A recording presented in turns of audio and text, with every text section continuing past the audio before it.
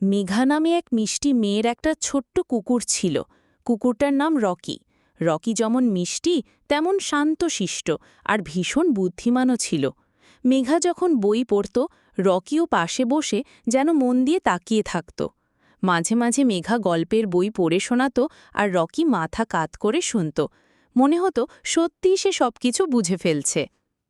প্রতিদিন সকালে মেঘা ঘুম থেকে উঠেই দাঁত মাজত, ব্যাগ গুছাত আর ইউনিফর্ম পরে নিত। ঠিক তখনই রকি লেজ নেড়ে খুশি খুশি মেঘার পাশে দাঁড়াত, যেন বলছে, চলো আজও আমরা একসাথে স্কুলে যাব।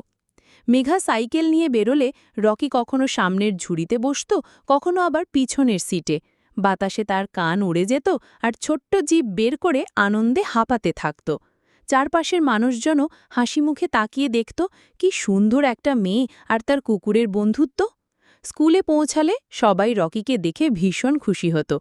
মেঘার বন্ধুরা দৌড়ে এসে তাকে আদর করত। অনেক সময় রকি ক্লাসের বাইরে জানালার নিচে বসে থাকত।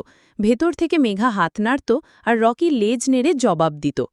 টিফিনের সময় মেঘা যখন বাইরে আসত, তখন দুজনে একসাথে খাবার ভাগাভাগি করত। মেঘা তার স্যান্ডউইচ রকিকে দিত আর রকি খাবার পর খুশি হয়ে মেঘার গালে চেটে দিত। দিন শেষে বাড়ি ফেরার পথে সাইকেল চালাতে চালাতে দুজনে অনেক মজা করত। রকি যেন মেঘার সেরা বন্ধু, সবসময় তার পাশে থাকা সঙ্গী। মেঘার মনে হতো রকি শুধু একটা